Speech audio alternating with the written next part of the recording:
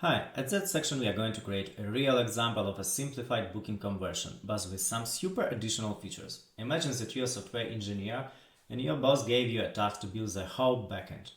After analyzing all design mockups and functional requirements, you have created some general simplified structure scheme of future hotel search system, and here how it looks like. As you can see, our search system should allow us to perform searches with using city name, and here we already know that Spain and English languages would be used. Also, the search can be provided by hotel name, by hotel stars, by rating, age. There will be also some radio button like free places at now, some distance filter, additional facilities.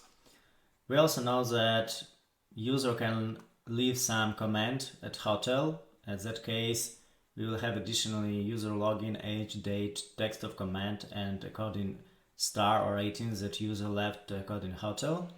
And there is also a section with bookings, and here we will note the price of the booking, some user login and date of that booking. And that is not all, as we have some additional requirements equal search within a shape provided by user. And it means that user can draw some rectangle or some polygon at the map, and we will have to search all hotels within that shape. So that is the first requirement. Another feature is display number of hotels at map, and here how it looks like. So we will have to show according number of hotels within some region, and while zooming the map we will have to change our return data. We also will have to show bar chart of average rating from all comments per month within a year at every document. So it will have next look from x-axis we will have to show months within the year, and from y-axis we will have to show some average rating within that month.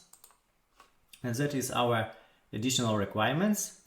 And we also have the main objectives, and it should be super fast for customers, and our system should satisfy all mentioned search variations, and together with that it should satisfy all that strange function requirements that we recently mentioned.